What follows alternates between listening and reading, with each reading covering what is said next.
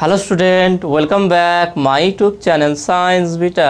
তো প্রিয় ছাত্রছাত্রীরা, আজকে আমি তোমাদের সঙ্গে কার্চফস ল এই চ্যাপ্টারের 5 নম্বর পার্টেতে পোটেনশিওমিটার নিয়ে আলোচনা করব। পোটেনশিওমিটারটা কি, এর দ্বারা কীভাবে বিভবকে আলাদা করা যায়, কীভাবে বিভবের তুলনা করা যায়, আবার এর সঙ্গে যে কোনো ব্যাটারি লাগানো হয় তার অভ্যন্তর রোধ কীভাবে নির্ণয় করা হয়, সমস্ত বিষয়টা আলোচনা করব।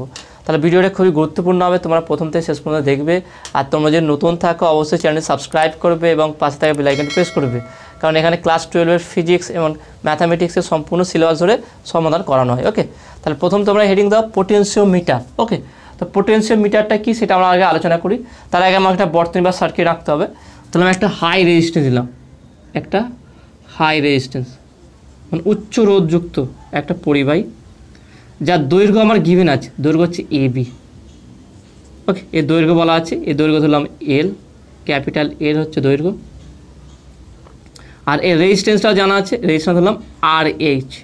এর সঙ্গে একটা আমি উচ্চ বিভব একটা যুক্ত করলাম।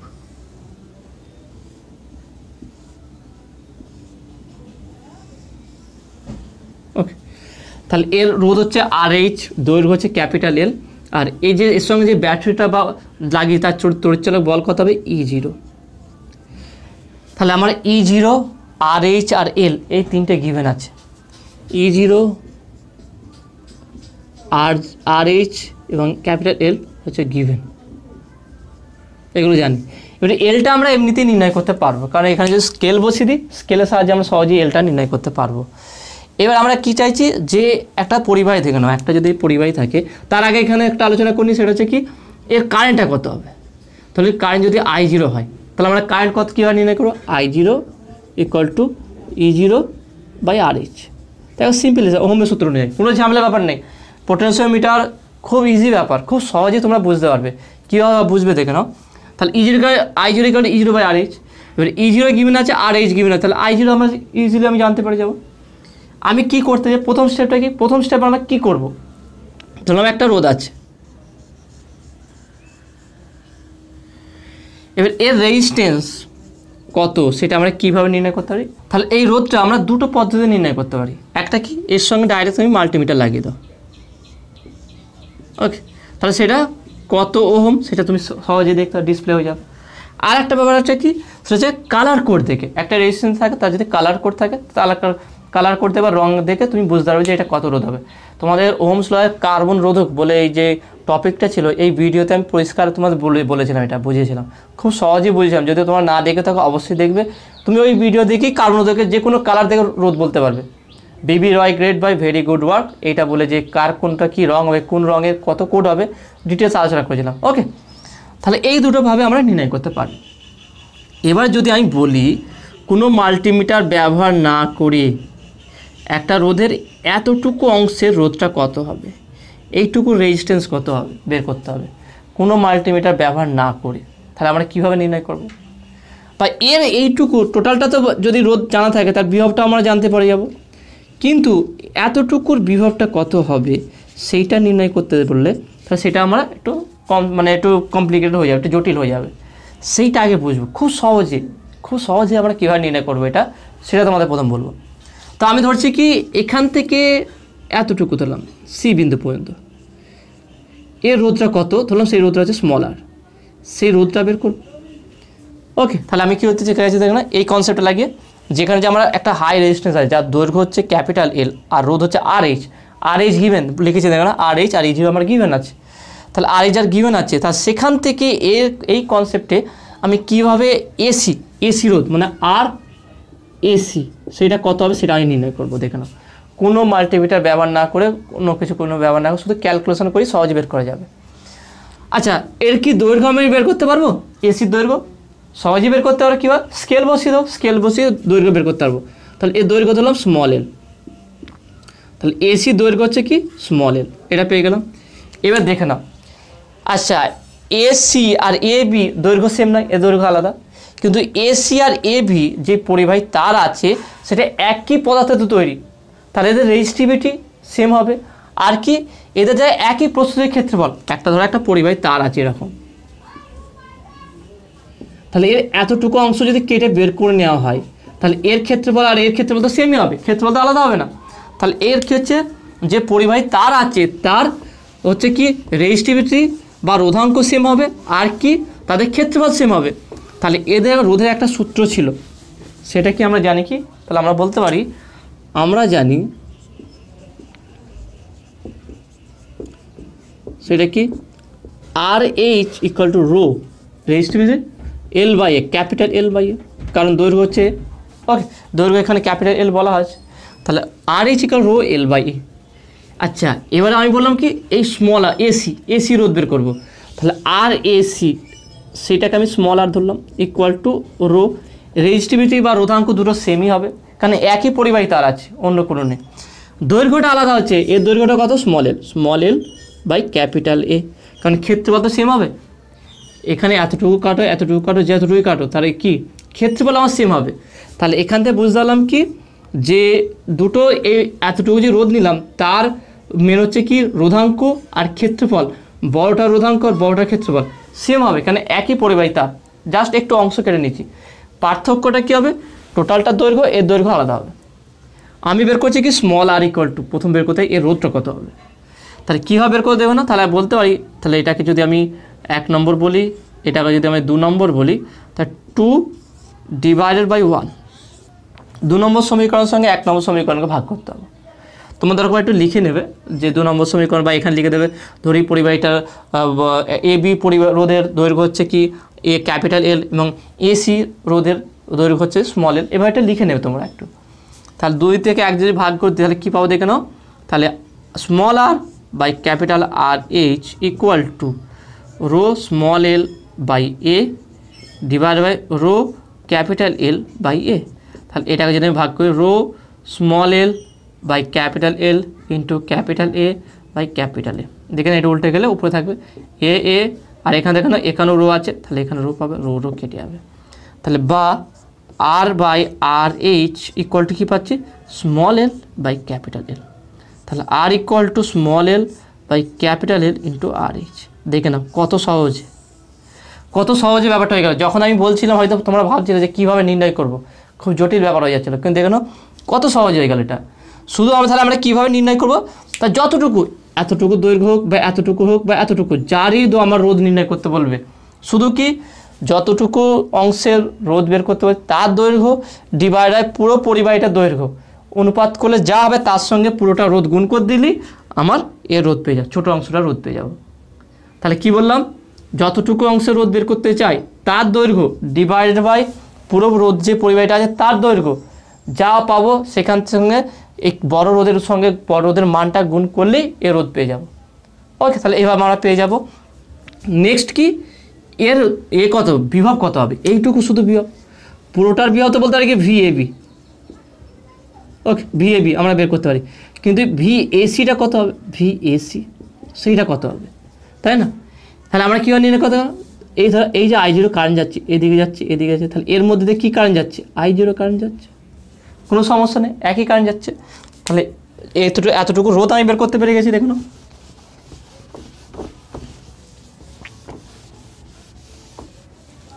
তাহলে স্মল আর আমরা পেয়ে গেছি। এবারে ভিএসি কত হবে দেখুন, ভিএসি তাহলে ওহমের সূত্র অনুযায়ী কী জানি আমরা, I ইন্টু আর, তাহলে I0 ইন্টু স্মল আর, তাহলে বা ভিএসি ইকুয়াল টু I0টা কী বলছিলাম, I0 equal to E0 by কী বলছিলাম, ক্যাপিটাল আর এইচ। ওকে, এইটা তাহলে I0 মান বসিয়ে দিই এখানে, তাহলে I0 হচ্ছে E0 by capital R H into small R.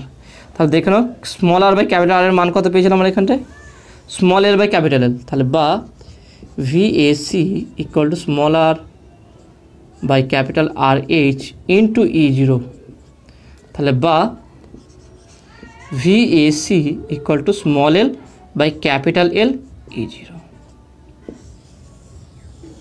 তাহলে দেখে নাও যদি স্মল এল এবং ক্যাপিটাল এল এর মান জানি, তাহলে এখান থেকে আমরা মেজারমেন্ট করি ক্যাপিটাল এল স্মল এলটা, তাহলে খুব সহজে আমরা ভিএসি এই বিভবটা নির্ণয় করতে পারবো, কোনো মাল্টিমিটার বা কোনো ভোল্টমিটার ব্যবহার না করে।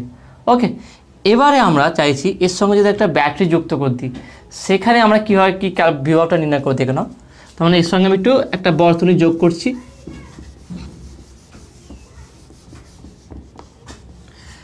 মানে এখানে একটা আমি ব্যাটারি লাগাচ্ছি,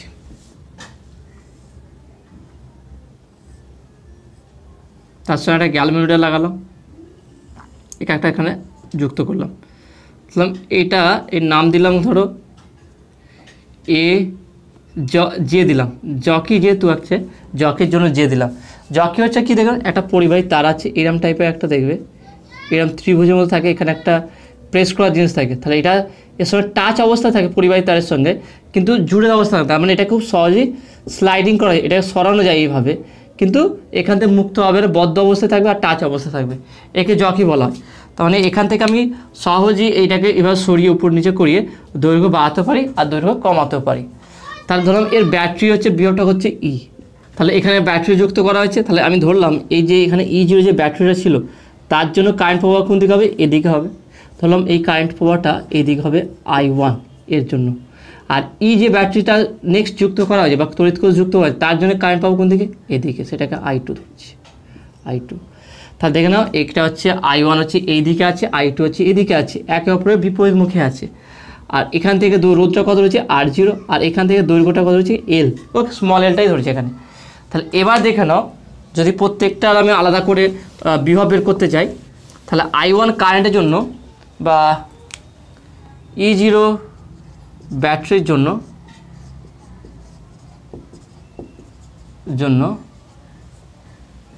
যে এর বিভব সেটাকে VAJ বলছি, সেটা ইকুয়াল টু আমরা বলতে পারি VAJ ইকুয়াল টু আমরা বলছি এখানে বলছি কি I1 ইন্টু R0, ওকে। তাহলে বা I1 equal to VAJ by R0, একে আমরা সি বিন্দু বলতে হয়, কোনো অসুবিধা নেই, তুমি সি বলো জে বলো যা ইচ্ছা বলো, কোনো সমস্যা এতে হবে না। আর এটাকে আমি গ্যালভানোমিটার দিলাম, গ্যালভানোমিটার দ্বারা কতটা কারেন্ট প্রবাহিত হচ্ছে সেই কাটার ডিফ্লেকশান থেকে বা এই যে নড়বে সেখান থেকে আমরা বুঝতে পারবো। তাহলে I1 ইকুয়াল টু VAJ বা R0 এটা হলো। এবার এই ব্যাটারি যে কারেন্ট পাঠাচ্ছে দেখে নাও, এই ব্যাটারি যে কারেন্ট পাঠাচ্ছে I2 তার জন্য মানে আমার এই বিভবটা কত হবে দেখে নাও, তাহলে বলতে পারি যে ই কোষের জন্য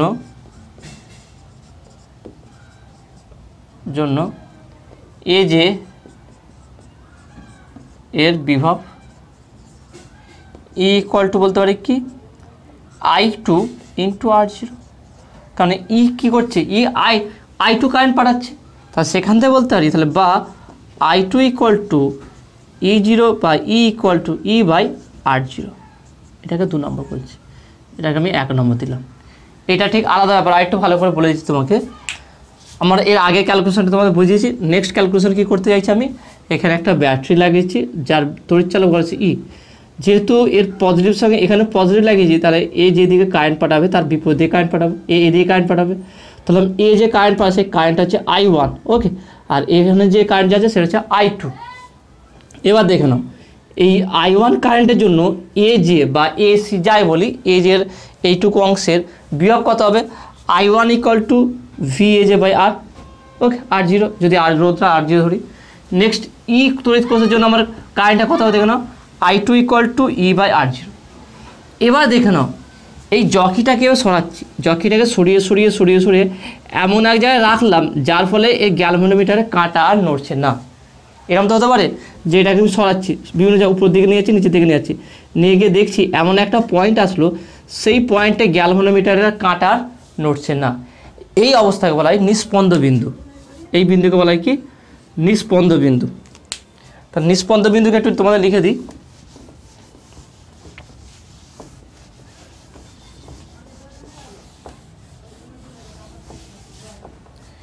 যে বিন্দুতে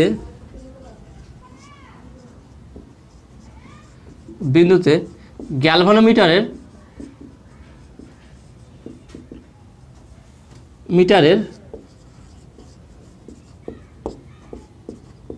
মধ্য দিয়ে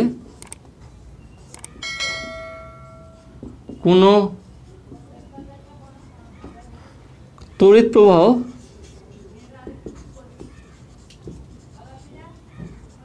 প্রবাহিত হয় না, তো হয় না, সেই বিন্দুকে বিন্দুকে নিস্পন্দ বিন্দু বলে, নিস্পন্দ বিন্দু বা নাল পয়েন্ট। ওকে, নিস্পন্দ বিন্দু বা নাল পয়েন্ট। নিস্পন্দ বিন্দু নাল পয়েন্ট কি? এটাকে আমি এই জকিটাকে এইদিকে এইদিকে নিয়ে যাচ্ছি, মানে রোধ কখনো কমাচ্ছি কখনো রোধ বাড়াচ্ছি। দেখো না, এইটা হচ্ছে ভোল্টেজ ডিভাইডার, এইটাই হচ্ছে ভোল্টেজ ডিভাইডার। এইভাবে যখন রোধ যত বাড়াবে ভোল্টেজ তত বাড়বে, এইভাবে ভোল্টেজ যত মানে রোধ যত কমাবে ভোল্টেজ তত কমবে। দেখে নাও ভি ইকুয়াল টু আই আর। তাহলে এর জন্য আমার কারেন্টটা ফিক্সড আছে, তাহলে যদি কারেন্টটা যদি ফিক্সড থাকলে তাহলে ভি প্রপোর্শনাল টু আর। তাহলে রোধ যত বাড়াবো ততটা বিভব বাড়বে, আর রোধ যত কমবো বিভব তত কমে যাবে। তার মানে এই জকিটাকে উপর দিকে নিয়ে গেলে রোধ কমে যাবে, তার মানে বিভব কমে যাবে। আর এই জকিটাকে নিচের দিকে নিয়ে গেলে রোধ বেড়ে যাবে, তার বিভবটাও বেড়ে যাবে। তাহলে এইটা হচ্ছে ভোল্টেজ ডিভাইডার। রোধটাকে তাহলে পোটেনশিওমিটার মেন কাজ হচ্ছে কি? রোধের পরিবর্তন করে বিভবের পরিবর্তন করা। ভালো করে মনে রাখবে, এটা রোধের পরিবর্তন করে বিভবের পরিবর্তন করা। কারণ পোটেনশিওমিটার কারেন্ট ধ্রুবক থাকে, রোধ পরিবর্তনশীল হয়। তাহলে এখানটা এটা করলাম, দেখে নাও। তাহলে এবারে আমি বলছি স্যার নিস্পন্দ বিন্দুকে যেই বিন্দুতে গ্যালভানোমিটারের কাঁটা আর নড়বে না, শূন্য হয়ে যেতে পারে। তার মানে কি, কখন শূন্য হবে? তার মধ্যে যেন কোনো তড়িৎ প্রবাহ হবে না। এবার দেখে নাও, এখানেও ব্যাটারি আছে, এখানেও ব্যাটারি আছে, তাহলে কারেন্ট কখন পাবো না? তার মানে যখন এই কারেন্টটা আর এই কারেন্টটা পরস্পর সমান হয়ে যাবে। তার মানে তাহলে নিস্পন্দ বিন্দুতে বলতে পারি, তার মানে এখানে আমরা বলতে পারি at null point বা নিস্পন্দ বিন্দুতে বলতে পারি কি, যে I1 ইকুয়াল টু I2। দেখুন I1 আর I2 পরস্পর বিপরীত, সমান এবং বিপরীতমুখী হয়ে গেছে। তা সমান আর বিপরীতমুখী হয়ে গেলে কি লব্ধি কারেন্ট শূন্য হয়ে যাবে। তার মানে এখান থেকে বলতে পারি কি, আমরা পেয়েছিলাম I1 ইকুয়াল টু পেয়েছিলাম কি VAJ বাই কত পেয়েছিলাম R0 equal to E by কী পেয়েছিলাম দেখুন VAJ বলেছি এখানে E বাই R0। তাহলে I2 ছিল E বাই R0। তার মানে বলতে পারি তাহলে বা E ইকুয়াল টু VAJ। ওকে, এইটা ইকুয়াল, দুটো ইকুয়াল হয়ে যাবে। এবার দেখে নাও VAJ বা VAC আমরা কী জানলাম, VAC ইকুয়াল টু পেয়েছিলাম কি small L by capital L E0। তার মানে VAJ যেটা বলছি সেটা হবে কি small L by capital L E0। তাহলে এখানে যদি মানটা বসিয়ে দিই, তাহলে বা E equal to small L by capital L E0। তাহলে যে ব্যাটারি লাগানো হবে তার তড়িৎচালক বল তার মান কত হবে, small L by capital by E0। এটাও দেখুন আমরা মাল্টিমিটার ব্যবহার না করে বের করতে পারছি।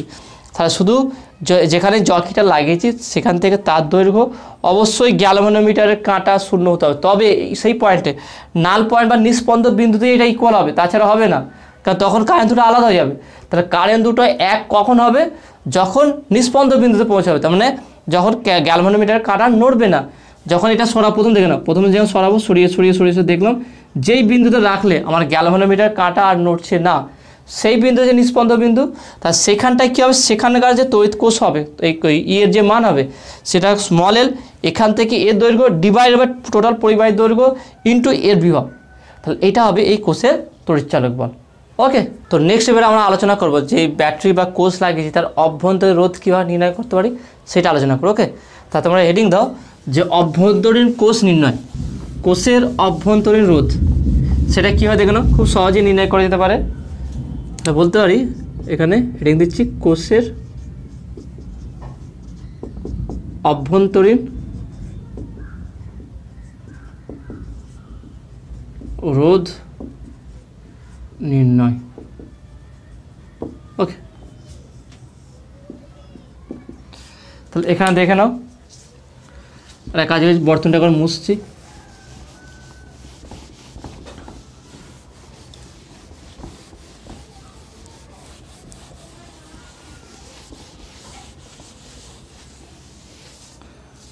তাহলে বর্তনীটার ছবি প্রথমে কী ছিল দেখে নাও,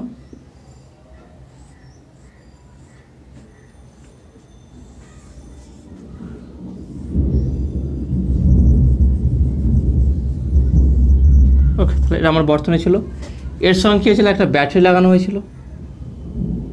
তাহলে তার অভ্যন্তরীণ রোধ আছে ব্যাটারি, এর সঙ্গে গ্যালভানোমিটার আছে, তার সঙ্গে জকি লাগানো আছে। ওকে, আমি ধরলাম প্রথম অবস্থায় জকিটাকে এইভাবে এখানটা লাগিয়েছি।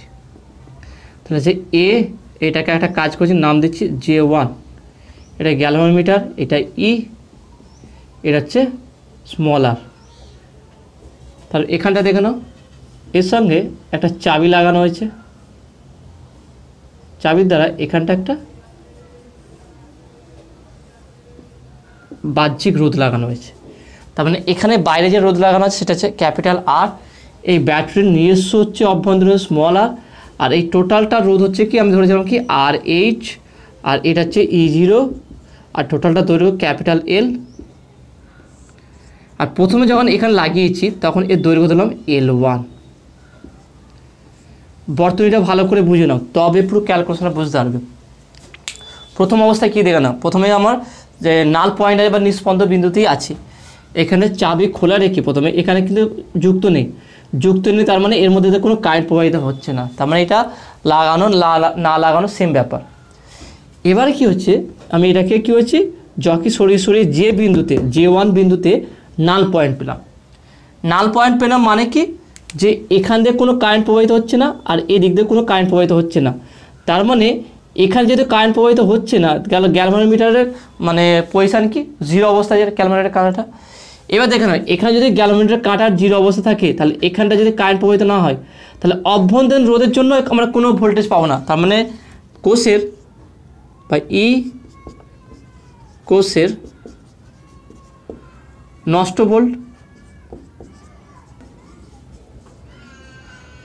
IR = 0। ভালো করে বুঝে নেওয়া ব্যাপারটা, যেহেতু আমার সাম্যাবস্থায় আছে বা নিস্পন্দ বিন্দুতে আছে, সেই পজিশানে এখানের মধ্যে কোনো কারেন্ট প্রবাহিত হচ্ছে না, কারণ গ্যালভানোমিটার কাঁটা শূন্য। তো গ্যালভানোমিটার কাঁটা যদি 0 পজিশানে থাকে, তাহলে এর মধ্যে কোনো কারেন্ট প্রবাহিত হচ্ছে না। যদি কোনো কারেন্ট প্রবাহিত না হয়, তাহলে অভ্যন্তরীণ রোধের জন্য যে পরিমাণ বিভব নষ্ট হবে বা নষ্ট বল যেটা বলছি, এখানে নষ্ট বলটা 0 হয়ে যাবে, কোনো নষ্ট বলটা হবে না। তাহলে এখানটায় যে বিভবটা মাপবো, তাহলে পুরো একদম স্টেবল পজিশানে এখানকার বিভব আর এই ব্যাটারির বিভব সেম হবে, কারণ একটু আগে দেখালাম E=l/L E0। তার মানে এই ব্যাটারির বিভব আর এখানকার যে VAG1 বিভব দুটো সেম হচ্ছে। তাহলে এখানে বলতে পারি অতএব AJ1 এর AJ1 পরিবাহীর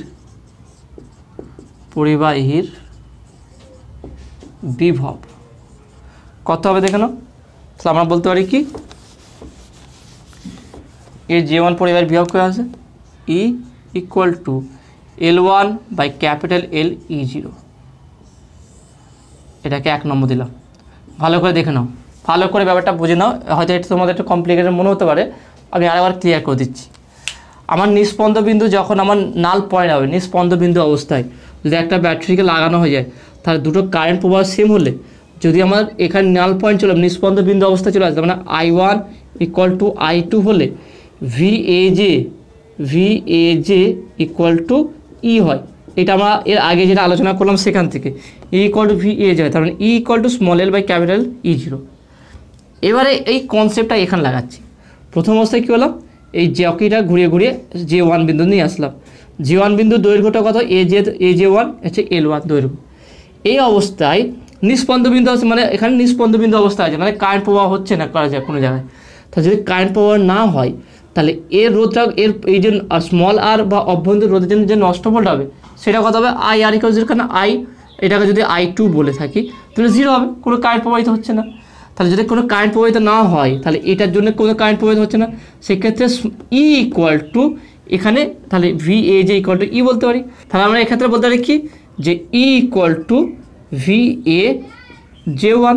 তাহলে দেখো VAJ1 বলতে পারি কি, l/L E0।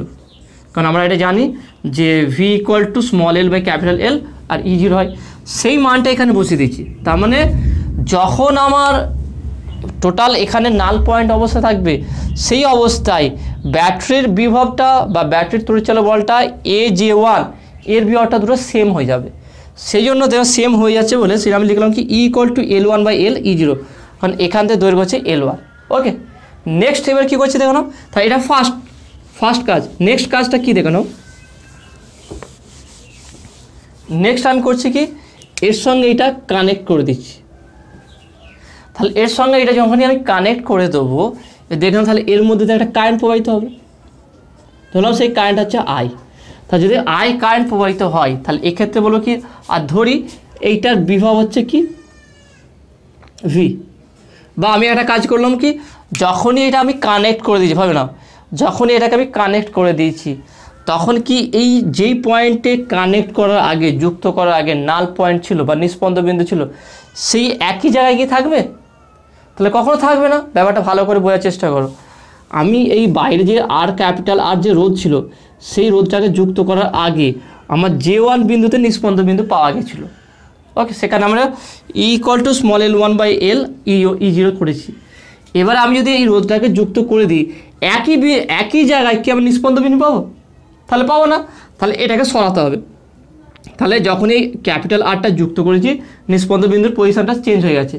এবারে কি জকিটাকে সরাবো, সরিয়ে দেখলাম এই পয়েন্টে অবশ্যই দৈর্ঘ্যটা কম হতে হবে, ওর থেকে কম দৈর্ঘ্যে আমার বিভবটা, কারণ বিভব পরিমাণ একটু কমে যাবে। তাহলে ধরলাম ওর থেকে কম জায়গা হবে, তাহলে এখানটা ধরলাম কি J2, এটা হচ্ছে J2। তাহলে এখান থেকে দৈর্ঘ্য ধরলাম কি L2। তাহলে নেক্সট স্টেপ যখনই হচ্ছে, এখানে দ্বিতীয় স্টেপ হয়েছে এটা, যখনই আমি এখানে একটা ওই বাহ্যিক যে রোধ ছিল তার সঙ্গে কানেক্ট করে যুক্ত করে দিয়েছি, তখন আমার নিস্পন্দ বিন্দুর অবস্থা পরিবর্তন হয়ে গেছে। এবার যখন বিভবটা একটু কমালাম, যখন এই পয়েন্টটা সরিয়ে J2 পয়েন্টে এইখানটায় নিয়ে আসলাম, তখন দেখা গেল যে নিস্পন্দ বিন্দু আবার চলে এসেছে। তাহলে সেখান থেকে এর জন্য এর দৈর্ঘ্যটা কত হচ্ছে L2। তাহলে নিস্পন্দ বিন্দু মানে কি, আবার এর মধ্যে কোনো কারেন্ট প্রবাহিত হবে না, কিন্তু এখানে তো কারেন্ট প্রবাহিত হতে পারে, যে এখানে যে লুপটা আছে এখানে কারেন্ট প্রবাহিত হবে না, ঠিক আছে, কিন্তু এর জন্য তো কারেন্ট প্রবাহিত হবে, কারণ এই যেখানে একটা লুপ তৈরি হয়ে গেছে। তাহলে ওখানে যদি কারেন্ট প্রবাহিত হয় তাহলে সেখানে বলতে পারি, আর ধরলাম এর বিভবটা হচ্ছে ভি, এইটুকু বিভব। এবার ভালো করে দেখে নাও, J2 এইটা আর এইটা পরস্পর প্যারালাল আছে। আমি যদি একটু নাম দিয়ে দিই তাহলে J2, আমি একটা কাজ করলাম CDPQ, একটা জাস্ট নাম দিলাম বোঝানোর জন্য। দেখো না, PQ CD আর J2 পরস্পর সমান্তরাল, J2 সমান্তরাল CD সমান্তরাল PQ। তার তিনটে পরিবাহী কারোর মধ্যে একই জায়গায় যুক্ত আছে, তিনটে পরিবাহী, এটা আর এটা যদি সমান্তরাল থাকে তার তিনটের বিভব কী হয়ে যাবে? সেম হয়ে যাবে। তা সেই বিভবটাকে আমি ভি ধরলাম, যে ক্যাপিটাল আর এর সাপেক্ষে যে বিভবটা আছে সেটা ভি ধরলাম, আর ধরলাম এই লুপের ক্যাপিটাল আর এর মধ্যে আই কারেন্ট প্রবাহিত হচ্ছে। তাহলে এখানে লিখি, ধরি এই কোষের জন্য আর এর মধ্য দিয়ে আই তড়িৎ প্রবাহ, আই প্রবাহ মাত্রা প্রবাহিত হচ্ছে, তো হয়। এবার দেখে না, আমরা যদি এখানে ফর্মুলা বসাই তাহলে এখানে বলতে পারি কি, E=I small r plus I capital R, তাহলে বা I capital R = E minus I small r। তাহলে I ক্যাপিটাল R মানে কি, ওটা ভি, এটাকে ভি বলেছি। তাহলে এখানে আমি একটু মুছে দিচ্ছি,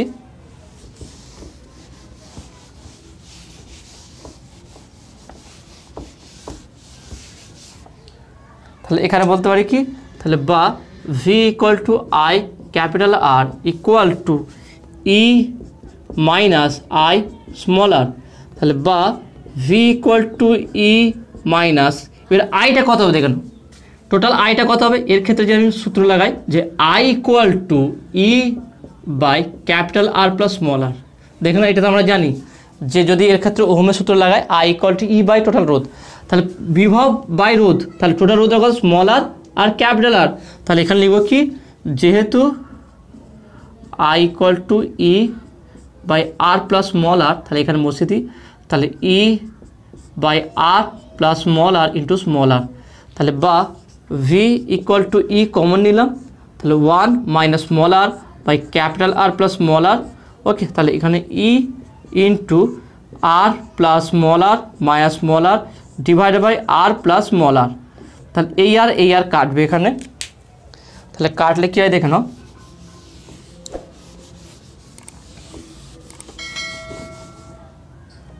তাহলে বা V equal to E into capital R by R plus small R.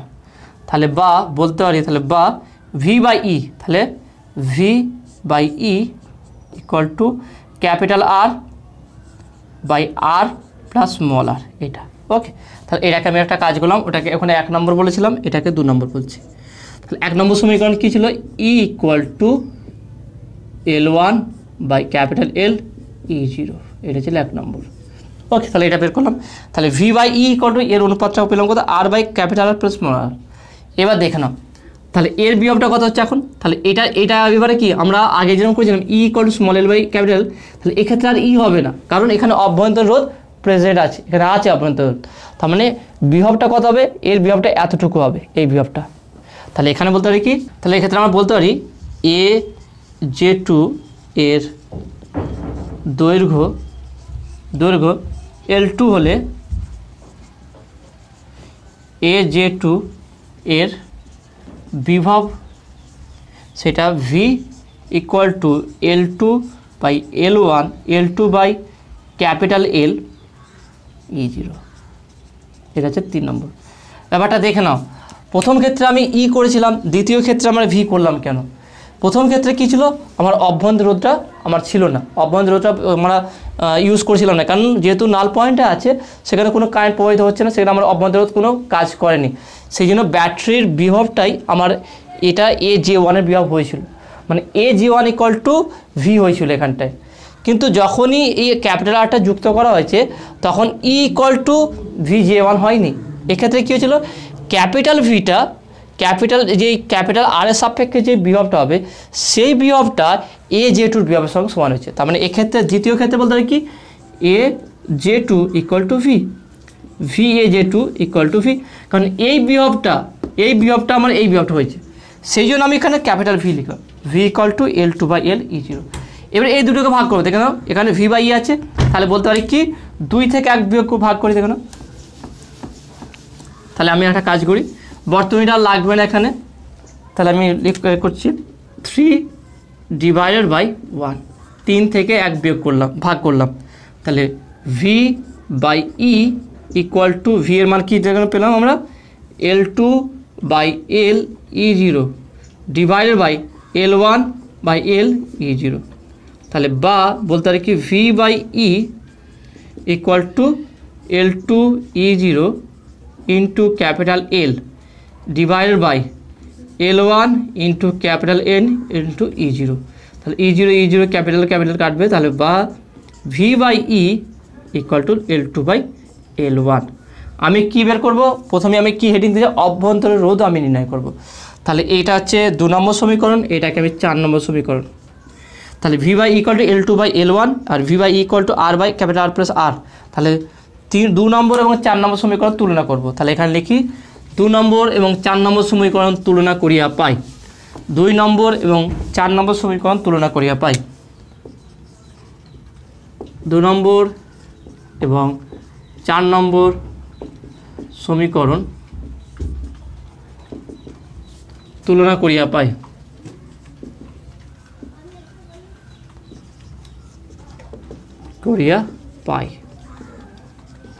তাহলে কি পাওয়া যাবে দেখে নাও, তাহলে আমি বলতে পারি যে L2 by L1 equal to capital R by R plus small R, এটা।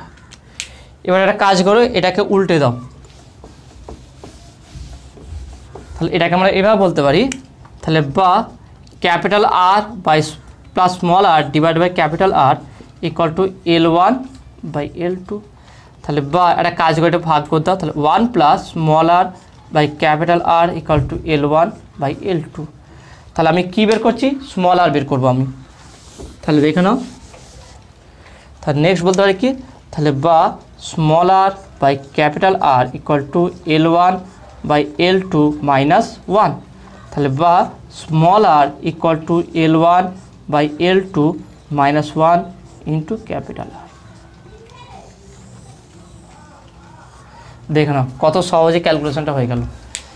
এই ব্যাপারটা আমি আরেকবার বলছি যে এটা প্রমাণ করো, small R equal to L1/L2 - 1 × R। কীভাবে করে দেখেন, এটা খুবই ইম্পর্টেন্ট আছে, প্রমাণ দেয় তোমার করতে। প্রমাণ দিলে তুমি ডাইরেক্ট এখান থেকে করবে, যেটা E ইকুয়াল টু লিখলাম L1/L2 E0, এখান থেকে স্টার্ট করে একদম প্রথম থেকে স্টার্ট করতে হবে না, এখান থেকে স্টার্ট করবে। প্রথম অবস্থায় কি ধরি যে ব্যাটারি তার অভ্যন্তরে আর সেটাকে যখন J1 পজিশনে রাখা হলো তখন এর নিস্পন্দন বিন্দু পাওয়া গেল। সেই অবস্থায় ব্যাটারির বিভব হবে কত, E ইকুয়াল টু L1/L1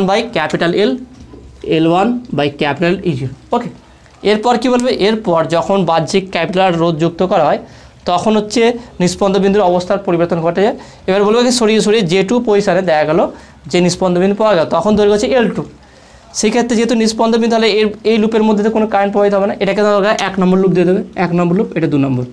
তো দ্বিতীয় নম্বর লুপ থেকে কারেন্ট প্রবাহিত হবে, ধরি এর মধ্যে দিয়ে আর I1 কারেন্ট প্রবাহিত হচ্ছে, তাহলে অতএব এখানে কে মানে নর্মাল লাগাও E ইকুয়াল টু IR+R, সেখানে I ইকুয়াল টু E/R+R বের করলে। এবারে V ইকুয়াল টু কী হবে, E - IR, এর জায়গায় যে মানটা আছে এর জায়গায় তুমি E/R+R বসাবে, সমাধান করবে, V/E বের করবে। তাহলে V/E বেরিয়ে গেল, বেরিয়ে যাবে, ওটা একটা সমীকরণ নাম দিতে।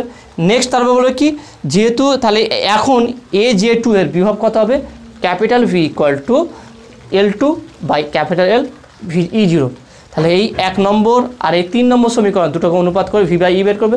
তাহলে এদিকে V/E, এদিকে V/E, দুটোকে ইকুয়াল করলেই স্মল আরটা বেরিয়ে যাবে। ওকে, তো আসলে তোমরা এটা বুঝতে পেরেছো। তো প্রিয় ছাত্রছাত্রীরা, আজকের ভিডিওটা কেমন লাগলো সেটা তোমরা অবশ্যই কমেন্টে জানাবে। নতুন থাকলে চ্যানেলটি সাবস্ক্রাইব করবে এবং পাশে থাকা বেল আইকনটি প্রেস করবে, আর ভিডিওতে একটা লাইক দেবে। তো দেখাবে নেক্সট ভিডিওয়। Have a nice day.